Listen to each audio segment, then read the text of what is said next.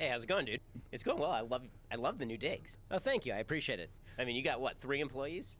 So in my offices, we have like 80, and I have 5 million Facebook followers. My wife's a doctor, and I feel like that's more empowering than like. Dude, I have like millions of people who are members of my audience. That's due to American racism. No, you stupid. Any societal structure that results in a racial inequality is itself racist. I mean, I've been doing this for legitimately more than half my life. I'm 35, and I started when I was 17. And every racial disparity is attributable to a system that was rooted in slavery. No. And this isn't my argument. This is Martin Luther King Jr.'s argument. That's just wrong. Let black Americans be Americans. We're here to cash the check because we're not included in the bargain. Include us in the bargain. When it comes to diversity, you know, there's this slogan that diversity is our strength. Well, there's Robert Putnam, who's a sociologist over at Harvard. He wrote an entire book about the social fabric called Bowling Alone. He was kind of the pioneer in the idea of social capital.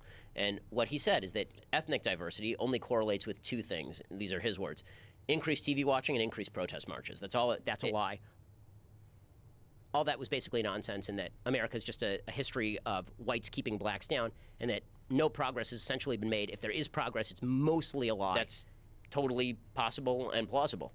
And the problems that have plagued communities in the United States, not just the black community in the United States, but problems of racism or problems of sexism, the way those get alleviated is sign everybody a $80,000 check, and the problem will be alleviated. Incentives matter on both ends. So the idea is that you give some people more money and they'll do well. Right. If you create a welfare system that benefits single motherhood, you will get more single motherhood. I mean, the single motherhood rate in the black community before welfare was 20%. Now it's 70%. The rules today are racist. You don't have to have an argument with somebody if you assume they're racist. So I guess if you call everybody a racist, you don't have to have an argument. You believe in the inferiority or superiority of a group based on race. You're just full of it. I never said that stuff. Like, I'm sorry, but you decided that you wanted to throw a firebomb at the federal courthouse. Who are you going to believe? Your eyes or me? Drove up in his vehicle and threw what could be described as a Molotov cocktail. City surveillance cameras capturing what Mayor Garcetti says was an act of terror. 36-year-old Ben Shapiro suspected of driving the white SUV seen here, then throwing out the window a fiery bomb at the federal courthouse.